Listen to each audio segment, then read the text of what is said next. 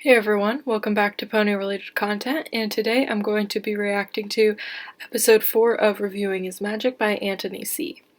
And this is his review of A Canterlot Wedding. If you've ever watched anything from him so far, you know that he hates this episode, and if you know anything about me, you know that I like this episode a lot. So, automatically I just know we're gonna disagree, but I will accept that there are many things wrong with the season 2 finale, but I'm just crazy and I love every episode of My Little Pony. So, let's get started.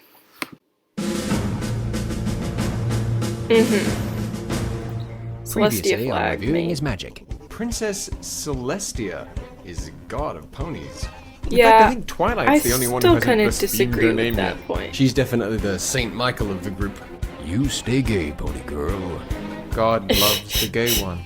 Just as long as they don't do anything Great to bit there. break it by somehow denying that Princess Celestia is...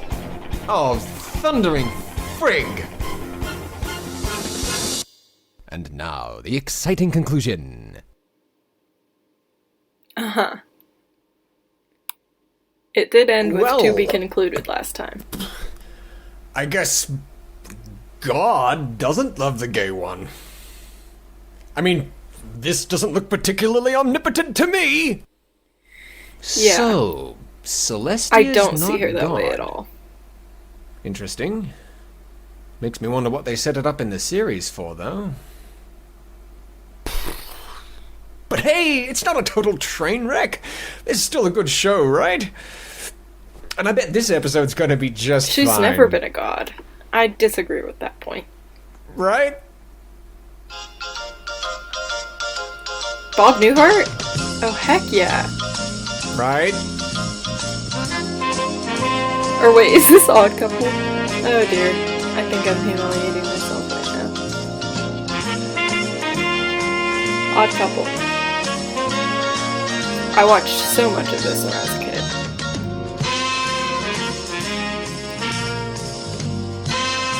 I am definitely getting copyrighted for this and I don't care.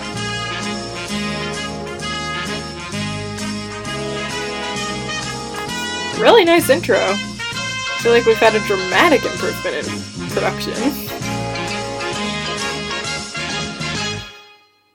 And the force field. Wrong! This season finale is a total mess, save for now the fact that it completely banjaxes my delightful headcanon. You know, the one predicated on a sweet theological allegory like C.S. Lewis's Narnia and such? But oh, who needs allusions to that artsy bunk? This is just a show for little kids, right? Yeah, okay, a show for little kids that generates stuff like this.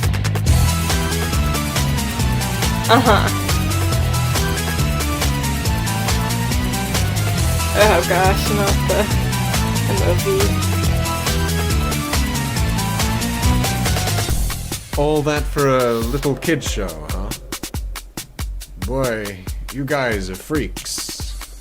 Now, remember when I said, So leave a message if you want to talk about another good episode that makes you go, Dude, My Little Pony rocks, brah? or better still, an episode that makes you think, this show is for little girls. Well, I do remember ladies and that, gentlemen, I submit to you, Exhibit B. And just in case, and on the off chance it Oh, hasn't no, already been I'm made turning down the abundantly volume. clear how I feel about it, I don't like this episode! It is a bad episode, and you should feel bad when watching it! But no, I certainly did. That's not how Ricky I feel. Gervais levels of unpleasantness potent enough to eject me There are bodily from problems the with it, but bronyhood it's for a still day awesome. and a half. I'm not fooling. I mean, this is a deal breaker, right? It has to be. I mean, who could look at this two-parter and genuinely call it a peach cupcake? But oh no, saith the bronyhood. You bronies, you. Bronies, you friggin' orchid epicness! This made me cry tears of joy. most beautiful episode ever. Oh, sweet Celestia, my little scratch has magenta eyes! Boo! Boo! Dude, calm No one down. likes the Seriously. magenta eyes. Hello? Who is that? We Just want me, the red dude. eyes. Chill. Brony Curious? What are you doing here? Well, I am in the opening credits. Shh! You leave the fourth wall alone. That's true. You... hang on. What do you want? I'm here to help. This Carolot wedding thing isn't nearly as bad as you think. Oh, What? good. He got an alternate No, really. perspective. You Mad respect. think that a Canterlot wedding Uh-huh. is salvageable? No, dude, it's not just salvageable. It's ingenious. Right. No, I'm serious. Sure, you who thinks the Nightmare Moon saga was broken. Yep. You who thinks that the Discord two-parter was lacking. Uh-huh. What? You who thinks that all the Everyone episodes loves the thus far Discord focusing one. on big event-driven adventures instead of personal character studies are seriously flawed, thinks that a Canterlot wedding is ingenious. It's true. Your Honor, I object. Well, that's what I'm here for. Let's hash it out. Oh yeah, right. You want to Oh, see me cry? this is gonna be No, man, epic. let's end this. Oh yeah? Yeah! Well then let's do Why it does right. he have I that? ain't got nothing better to do. The hell? Don't do that! There's no coming back from that! Well then I guess we'll dance together forever. In pony hell! No! What is this video becoming? Ah, there we are. Right. Ha! Top that, Pelio. Your we OC ready? looks like shining Please, take it armor. away. Oh no. After you. Oh, alright then. Huh? Things I don't like about the Canterlot wedding episode of My Little Pony. Film. Dude! Number 1. Who the heck are Cadence and Shining Armor? So everything is super in Equestria, the sun First is of all, you shining, the spelled birds are Cadence chirping, wrong. and the main six are enjoying Second a of nice all, picnic. we don't Suddenly, meet Spike enters the Fluttershy's scene to parents until jumpstart way the plot, later, as it happens that our and frilly other filly stuff like protagonists that, have been and invited to a royal her wedding at brother, Canterlot and Castle. I think it's Strangely, reasonable. though, they've also okay? been hired to employ each of their unique talents for the wedding. There's no reason It's it soon would have come revealed up that this before. is so because the wedding is between some pony named Princess Miyamori Cadenza and Twilight's ever-loving big brother and best friend forever, Shining Armor. Oh, you remember Shining Armor, don't you? Boy, I'd be hard-pressed to think of a single episode from the last 2 years Twilight spent in Ponyville where she didn't rave on about this amazing stallion. There's no reason How's for that? it to come Oh, up. nothing. Continue. Currently, 5 of our fine fillies and Spike are super stoked to participate in the noble nuptials. But on the fun train trip to Canterlot, Twilight seems a bit bummed out. She's not happy with the idea of her best friend marrying some pony she doesn't know on such short notice, and once at Canterlot, the first thing she does after getting Pinky's confetti sneeze out of her hair is march straight up to Shining Armor and tell him so. And it's here that we learn the most important fact of the entire series. Number 1.5, Twilight's brother is a dude. What? Dude, I love this guy. He's totally like the most Friendship relatable is character in Witchcraft the whole one was. show, man. Twily! Oh, brother. Shining Armor explains that he hasn't been in contact recently due to the fact that there's been an unspecified threat made against the city. And as he happens to be captain of the Royal Guard, Shining Armor's been busier than a bishop breakdancing. He invites Twilight to be his best mare at the wedding. Awesome. After showing her his great big Yes, purple party awesome. piece. That's a magical incantation good that covers the things. whole city in a glowing force field. But, it's purple. It's a purple shield. It's pink. Twilight is happy with this exposition, but still demands the lowdown on her mysterious wannabe sister-in-law. And that's when the handsome groom-to-be reveals that this Princess Miyamori Cadenza person has been Princess Cadence the whole time. Oh, you remember Cadence, don't you? Boy, I'd be hard-pressed to think of a single episode from the last 2 Okay, years Twilight spent in introducing Ponyville where characters she is didn't rave on not about a this sin. amazing mare. How's that? Nothing. I mean, I don't heard an think it's a exasperated big deal. huff. It- No, go on. Hey, you're the one Maybe who it's says just this 'cause episode's it's the too hot first to trot. episode I So saw, what's your so I beef? didn't know any different. Shining Armor and Princess Cadence are quite possibly the two biggest cop-outs the series has produced for the sake of convenience thus far. Aha! Conceptually, at least, both she and Shining Armor are total nonsense to the series. Shining Armor because the crux of his story is founded on the relationship that was never established, and Cadence because, well, what is Cadence? She's an alicorn. Why? Up to this point, the only two alicorns on the show Gotta were read the Celestia and freaking Luna. chapter The established books, mythology bro. of the ruling sisters has been destroyed by the introduction of Cadence. No. Before now, one really never had to question What are you gonna why say about Celestia and Luna Twilight ruled then? over Equestria. They were the only alicorns and literally had power over night and day, light and darkness. She's yin like her and yang. niece. They and occupied this she weird was space probably between a royalty Pegasus and divinity, first, and their uniqueness made them a natural she fit for the has a lot of overarching monarchs of power. Equestria. She's Now that there are cool. other I love alicorns, Princess though, Cadence. these all It's become so important pretty. questions. Who put Luna and Celestia in charge as opposed to two other alicorns? Hell, why not Cadence? She's a princess too, right? It's never really shown that Cadence has any extreme was powers, born though. after them. It She's certainly isn't younger. implied that she can control the sun and the moon. Not to mention that from the looks of her in the present versus Twilight's flashback, Cadence ages like a normal pony, whereas Celestia and Luna are both baseline 1,000+ years old, and in all probability immortal. Are all alicorns that powerful? Or are Celestia and Luna like super alicorns or something? We'll never See, know boys and all girls, the alicorns. the reason this is so flimsy is because Cadence had literally no reason to be an alicorn. It does nothing to help her character, and instead just raises a ton of otherwise avoidable questions. She has nothing in common with the established alicorn characters, it makes would have it been clear just as how competent a character as a powerful normal she is. unicorn. And Add to the fact that Lauren Princess. Faust herself stated that she never had any intention Royal of raping weddings other are cooler alicorn than characters besides Celestia and Luna, non-royal weddings. and now we just have a big mess. As Right? she is, Cadence's existence is a blotch on the canon of this universe, and that's to say nothing of the fact she is supposed to have this strong history with Twilight being her old foal-sitter. Hey, what's wrong with that? She's a foreign princess, right? Who gets themselves child-minded by visiting royalty? Well, it is Twilight, Princess Celestia's best student. Really? Take a look. No cutie mark. This is all pre-faithful student. So why is Cadence doing this? Doesn't she have, like, important princess Probably because things she has to a do? crush on Shining Did her Armor. or parents take something. away her allowance or something? Maybe she's just really civic-minded. I don't know. It just doesn't seem like something a princess would do. It feels more like a way to get Twilight to all of a sudden be okay with Shining Armor getting married. Or perhaps it's just a contrivance to sell new playsets to 9-year-olds. That's very G3 of you, Hasbro. Well, I'm glad we agree then. This episode sucks. The end. See you next time, every pony. Hey, whoa, whoa, whoa, whoa, whoa, whoa. Whoa. These things aren't huge problems. They're just nitpicks over the setup. Yeah. With little polish, they could have been made Not to a work big perfectly problem. fine. Do tell. If Twilight didn't actually know who Cadence was, it would have made an even stronger point as to why she was so convinced that Cadence was actually evil, as well as why it was so hard for her friends to believe that she's actually onto something. As it currently stands, since Twilight had such a long-standing positive relationship with Cadence, she should be confused as to why Cadence is acting so mean, and want to talk to her and find out what the problem is, not vilify her. If Cadence was a stranger, though, her actions and assessments would be playing right into Twilight's already established penchant for paranoia, and again, reinforcing her friend's reluctance to believe her. And as for Shining Armor, if he had a strained relationship with Twi, it would explain why she had never mentioned him before this point. Problem solved!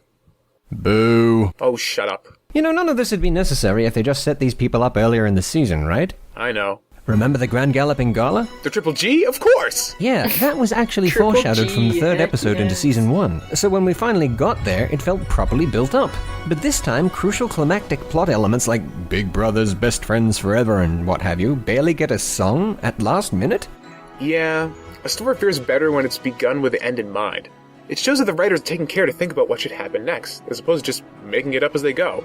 Although, speaking of the gala, don't you find it weird that Rarity stressed herself out into oblivion trying to make all those dresses for her friends in the span of one day, but then it takes us another 12 episodes to actually go to the gala? Yeah, Could have maybe that's true, spread that out a but bit more, don't you think? Hey, you're already on thin ice, mister. Don't go and ruin season 1 for me as maybe well. she had other stuff to do. I tolerate? don't know. No. Anyway, so Twilight eventually confronts the cause of all our problems. But something's amiss with Cadence as she doesn't seem to recognize Twilight at all. Disgruntled, Twilight heads off to...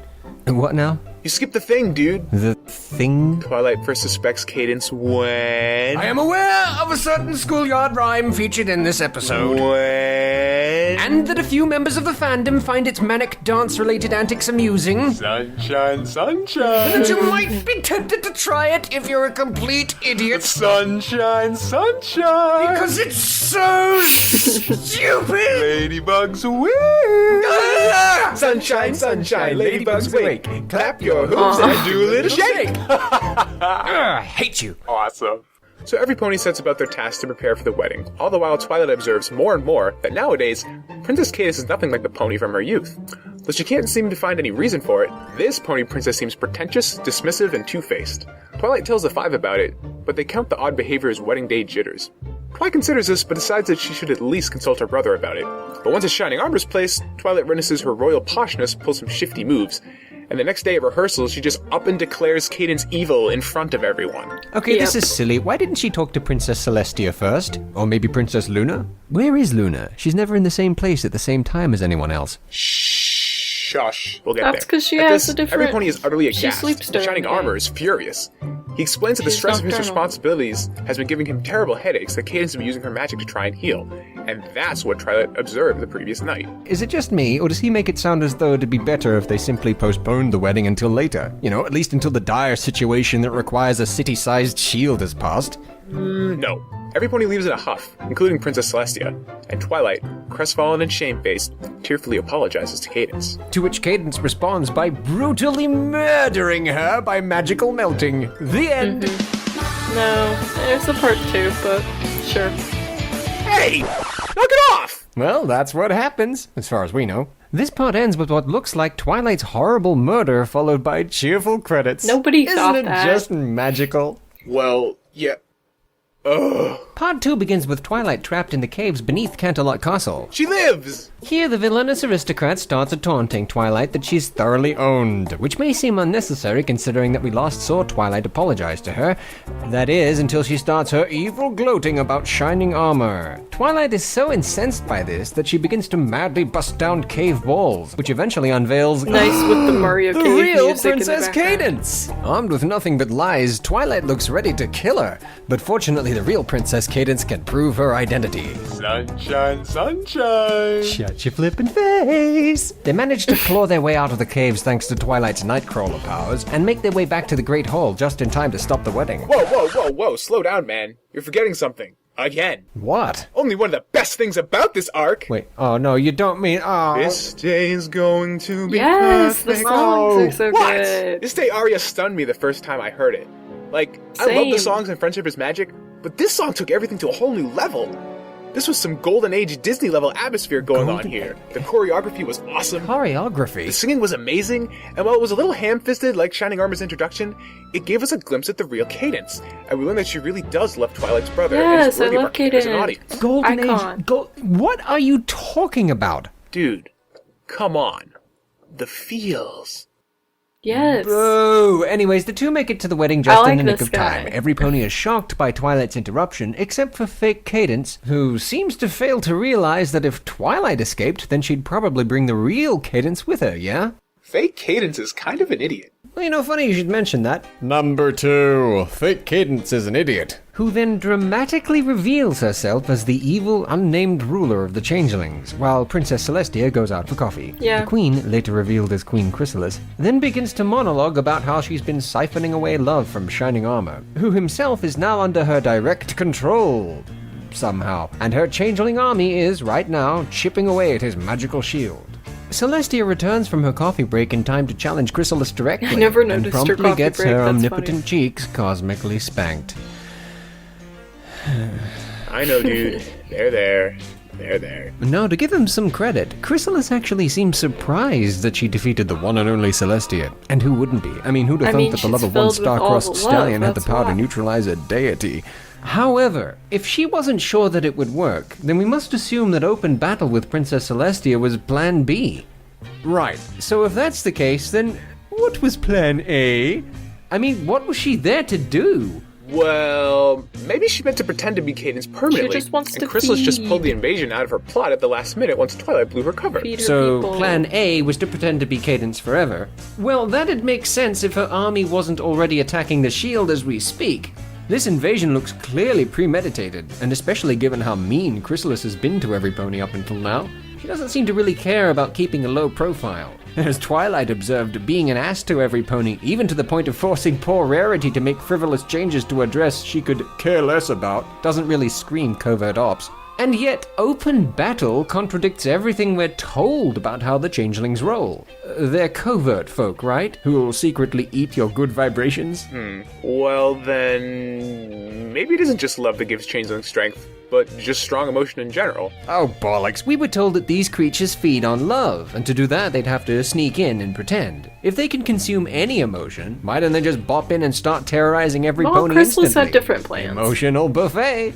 Well, it must be because Shining Armor had that massive energy shield around Canterlot. Chrysalis needed to get him out of the way so her army could sneak in or invade. Well, he seems to be in her power now. Why doesn't she just order him to lower the shield? Was this a mistake? And see, the shield itself is a problem because it's not explained why it's up in the first place. Oh, there was a threat made against the city, but by whom? We must assume that it was by Chrysalis, but Chrysalis is already inside the shield. She would have had to have threatened the city whilst inside the city and all by herself. Was that a mistake? And why would she be alone? She has an army that can look like anyone. So we're to understand that all on her own, Chrysalis sneaked into Canterlot to take down a shield that would never have been a problem if she hadn't sneaked into Canterlot. Unless, of course, the shield was already up before she got there. In which case, why doesn't her army just sneak in the way she did? Perhaps Chrysalis just sucks at planning. Well, I wonder Is what that the else sucks Mythbusters around music here. in the background? 3. Where the I feel is like I'm Luna? so dumb. 1 minute, the illustrious Like, Princess of pretending I know Darkness all is the there to references. safeguard the nighttime. And then, like that, she's gone. What the fudge? Did they really think we wouldn't notice? Dude, drop it. Like, what? No, seriously. Princess Luna has her part to play. Just ignore it for now. Ignore it? Uh-huh. Trust me. Fine. The changelings break through and run amok. Queen Chrysalis just stands there and lets her enemies get away as the main 6 run for the elements, with not a second to notice that Shining Armor's finest have all gone on holiday. Not to be out-embarrassed by this level of legendary incompetence, the fillies face their own battle beyond the might of any party cannon and find themselves dragged back to the Great Hall, rendering the entire scene narratively pointless. Hey, come on, man! The party cannon ruled! Party cannon ruled. Party cannon ruled! Party cannon ruled. And don't forget the Twilight Laser Gatling Gun! Yes. Come on, Obviously. dude. In what other context could you ever say you saw a pink pony use a unicorn as a magical-powered stationary weapon of lavender lasery death? Touché. Anyways, the ponies are captured once again, while the queen instructs her army to go and feed. On what they should feed, it isn't made clear, but since they start subjugating the citizens of Canterlot by force, we must assume that they've since developed a taste for hatred. Twilight attempts to free Cadence, and this time, just to shake things up, Chrysalis now employs the ancient and mystical changeling strategy known as just stand there and let your enemy get away, with releasing the captive white mage, who then proceeds to heal the guy who can cast the protection shield against her, though he would fail to do so but for the power of Cadence's love. And it's here we get this bunk. My power is useless now. I don't have the strength to repel them. My love will give you strength. What a lovely but absolutely ridiculous sentiment. Ridiculous sentiment! Oh boy. So your entire race of Whoozits gains strength from the pilfered love of others, a method of attaining power you just utilized to vanquish Celestia, but when someone else tries the exact same thing right in front of you, it's a ridiculous sentiment. that's a little- Okay, which leprous bonobo that's monkey's another responsible for this little noise? issue in Quick, the someone system. dispatch There's the a lot of EPA to issues I Hasbro. can Halliburton's respect obviously been shale fracking nearby and the gas has gotten to Studio B. Hello? Is anyone still conscious? Ah! There was actually a double meaning in the song. The song is in the key of D flat major, just like Winter Wrap Up. That means that the root chord is a D flat major chord. Usually an A flat major chord will lead into a D flat major. This is the 5-1 chord progression, and is also known as the authentic cadence. Now it seems to resolve to a sadder chord at the end of the phrase. Instead of ending on the D flat major around 1 minute 16, it lands on the B flat minor, the relative minor of the D flat major. Now when a chord progression seems to be heading to the root chord, but lands on the relative minor instead, that is called a deceptive cadence. I'm sure that was intentional. Whoa. That's ingenious. Maybe they should give the story to the sound guy. Yeah.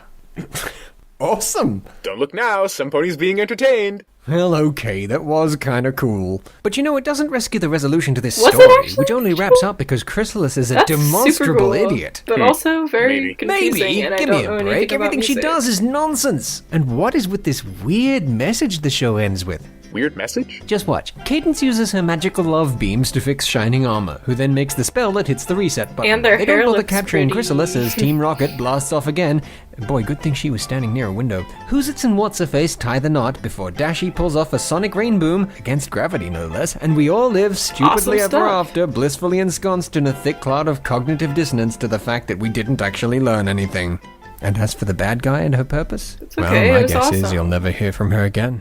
Dude, what are you They talking learned about? that, like, Right. What do you mean? You think you don't get it, but Love how is could in you not? bloom or Isn't it something. obvious? Beg your pardon? It's all an allegory for love. The love that conquers all. Cadence's love healed Shining Armor and gave him the strength to dispel the bad guy who tricked him. See, folks like Chrysalis who don't really understand love and treat it as something we use like a tool to cheat people will always be found out in the end. It's the love of friends and family that give us the strength to Yeah. defeat them. That's the moral. Oh, what moral? Moral. That love is good. Good one. Isn't that great? Well, of course it's great, but we already know that love is good.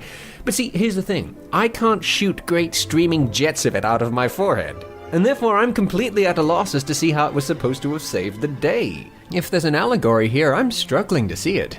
Is there a meaning behind this strange metaphysical representation of love?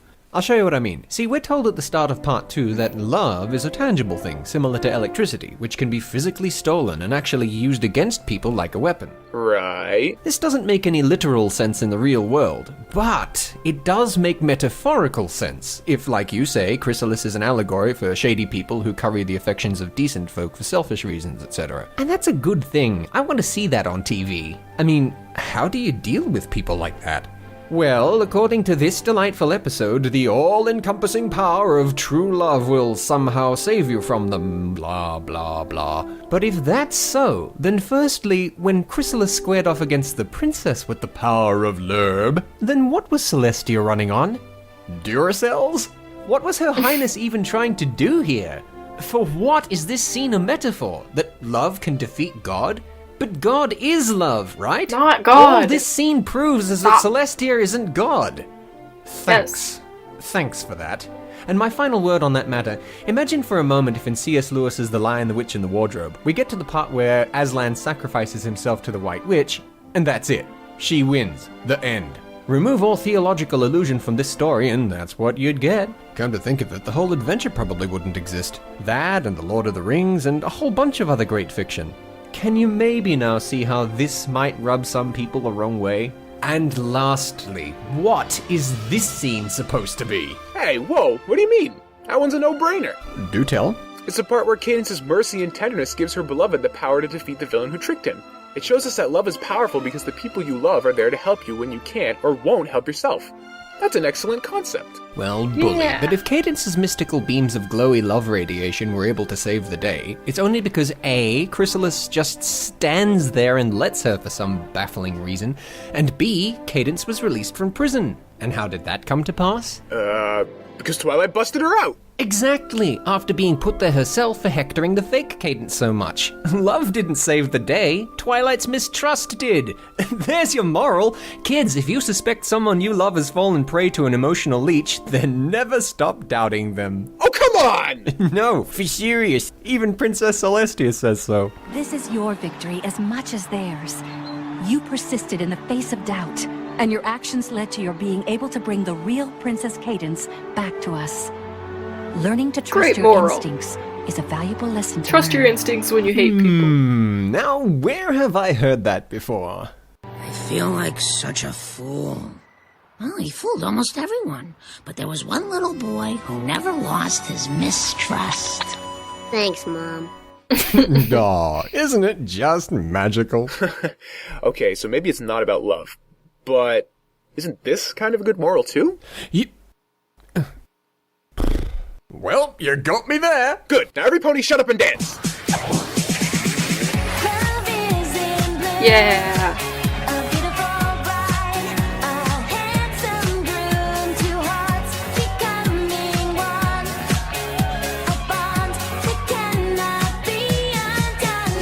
Hello, every pony. Did I miss anything? What? Did you miss anything? How about everything? Where have you been, you recalcitrant banana?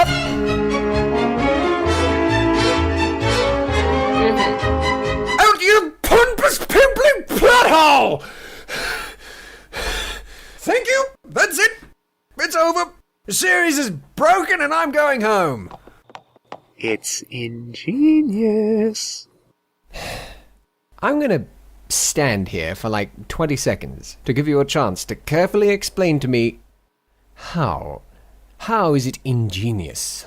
Are you familiar with the Silmarillion? Well, I'd better be by now, but yes, I am. What about it? Tolkien's unfinished history of Middle-earth and the universe of Ea featured a classic example of the battles between good and evil.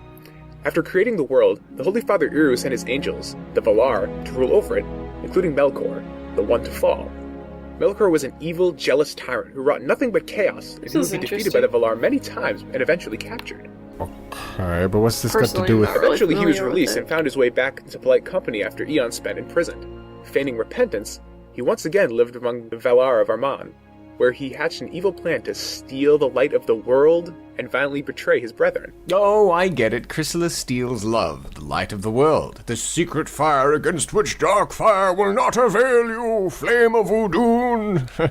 Right. Okay, but... But in the Silmarillion, he did not bamboozle God, but the Valar, his angels who created the power of Ea and set the sun in the sky in an age of legend before the dawn of man, much like the kingdom of heaven before the creation of earth. Where these angelic beauties live and learn. Now, who would have the power to commit such heinous treachery? Did you not recall the legend? But a trusted loved one of their own ilk, outwardly sweet, but inside the maker of all darkness. Did you not see the signs? To be later expelled from paradise, not by God or Eru, but by a lesser Valar, a lesser angel. She's definitely the Saint Michael of the group. Ah, right. Wait, we're still talking about Chrysalis, right? So, if Equestria contains such a character, then it is someone who is most dear to his lord, as Lucifer was to God before the war. Family? And would need to know that if forced to face the elements of harmony, that they would have no effect?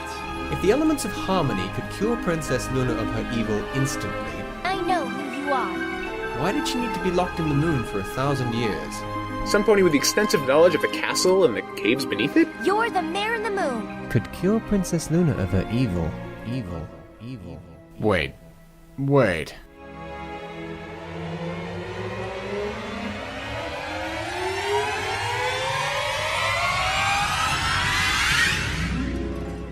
And who could that be? Nightmare Moon.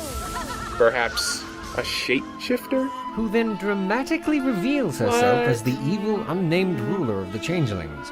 She's a changeling. Later revealed as Queen Chrysalis. I know who you are. Later revealed as Princess Luna. Does my crown no longer She's never in the same place at the same time as anyone. It has been 1,000 years since I Okay. I see where this is going. The greatest trick the devil ever pulled was convince the world she didn't exist. And then like that? Okay, cool transition, but seems a little far-fetched.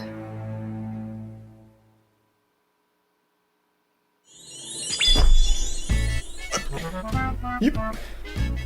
Well, that's just one interpretation. But it's glorious!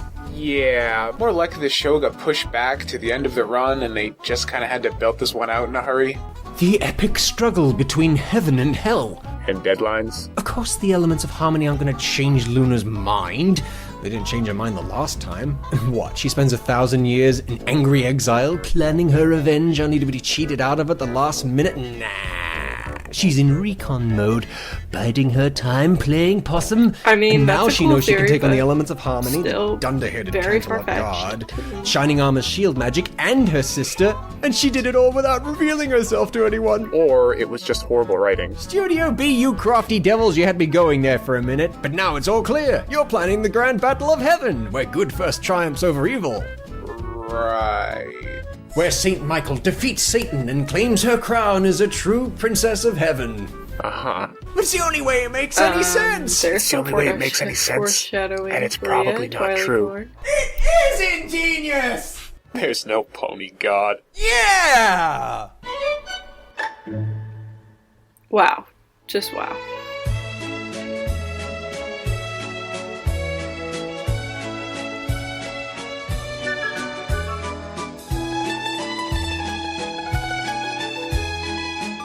I really liked his art style. It was good.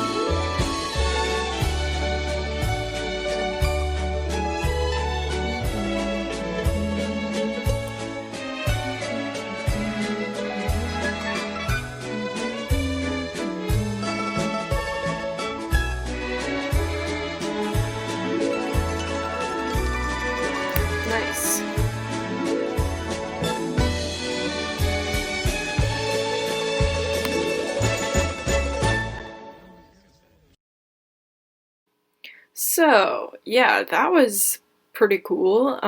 It was really long, really extensive, went into a lot of different things, some of which I can agree on. A lot of which I can agree on, really. A lot of their theories were a little bit far-fetched for me, and obviously really don't hold up with canon, but it's fun, I get it. Anyways, I hope you enjoyed the commentary, let me know if you did, and see you in the next one.